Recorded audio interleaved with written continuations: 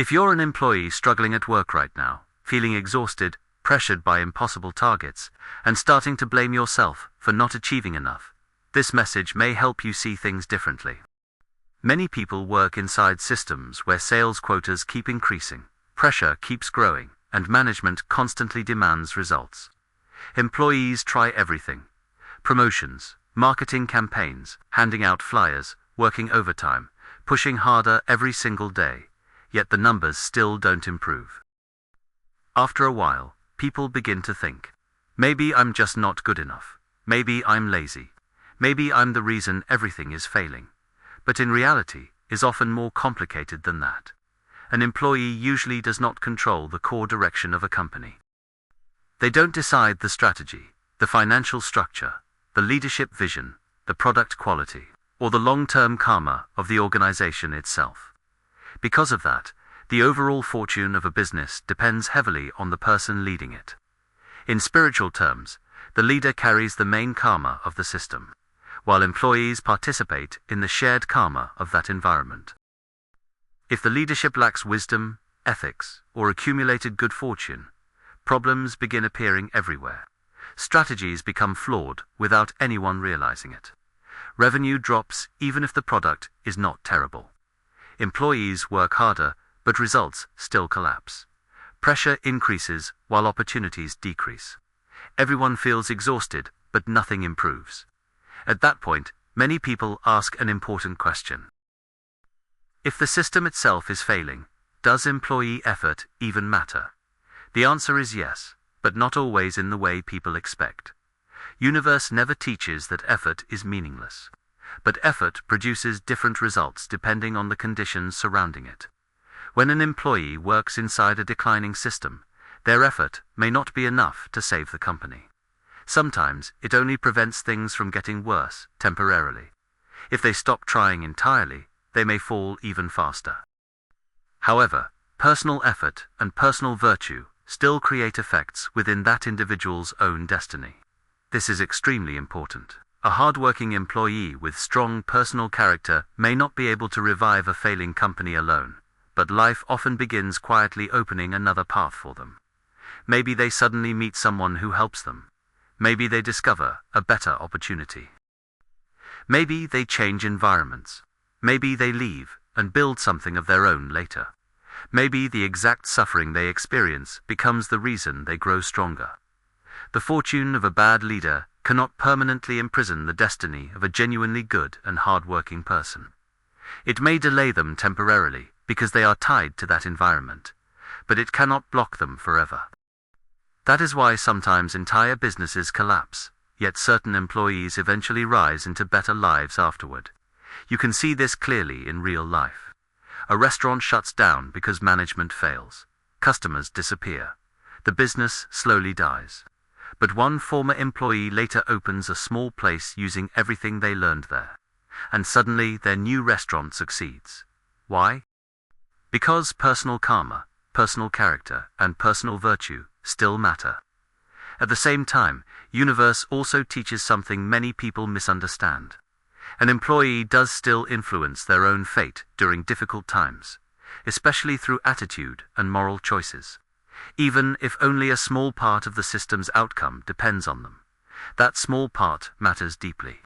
How someone behaves while everything is collapsing reveals who they truly are. Do they remain honest under pressure? Do they still treat people well when money becomes tight? Do they lie to customers for commissions? Do they betray co-workers to protect themselves? Do they destroy their integrity just to survive temporarily? These moments become spiritual turning points. There is an example that explains this clearly. Imagine a woman working at an office. She makes a mistake and fears losing her job.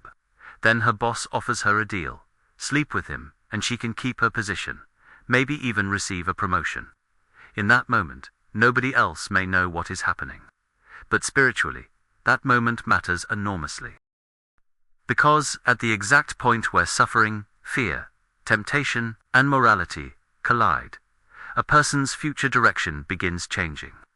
That is why morality during hardship matters more than morality during comfort. Anyone can act good when life is easy.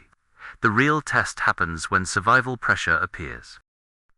This is why Universe focuses so heavily on inner character, intention, and hidden virtue, the goodness people maintain, even when nobody is watching. A declining system can pressure people into becoming worse versions of themselves, lying for sales, manipulating customers, stepping on co-workers, abandoning principles, sacrificing dignity for money. But Universe teaches that protecting your character matters more than protecting your temporary position. Money can be earned again, jobs can change, careers can restart, but losing your integrity damages something much deeper. Sometimes people think success means never giving up, but God does not teach blind persistence at all costs. He teaches awareness. Not everyone is born with the power to save a sinking ship, but everyone should learn when it is time to leave the ship. That does not mean abandoning responsibility. Employees should still do their work sincerely and responsibly while they remain there. But they are not obligated to destroy themselves, carrying karma that belongs to leadership. The karma created by the owner belongs to the owner. The responsibility of the employee is to keep their own actions clean. This distinction is important because many hardworking people become emotionally crushed by systems that were already declining long before they arrived. There are periods in life where failure does not happen because someone is weak or untalented. Sometimes they are simply standing inside an environment whose fortune is already collapsing. In some places, the harder you push, the more exhausted you become. The more pressure you carry, the less oxygen you feel inside your life. At that stage, the most important thing is not saving the company. The most important thing is making sure the pressure of the system does not corrupt your soul. If today you have truly done your best, treated people honestly, harmed no one, and fulfilled your responsibilities sincerely, then you should not spend every night calling yourself useless. Maybe that particular job was never meant to become your final destination. Maybe your effort there is quietly building something else. A future opportunity, a better environment, a wiser version of yourself, new relationships, unexpected guidance, a completely different path, more aligned with your own destiny. There are people who remain ordinary employees forever, in one environment, but once they leave, their entire life changes. Sometimes the old system was not your home. It was only your training ground. So if a workplace is collapsing around you, do not immediately assume you are worthless. The truly wise person is not the one who drowns proudly with the ship. The wise person is the one who keeps their humanity intact, while also knowing when it is time to walk toward another shore.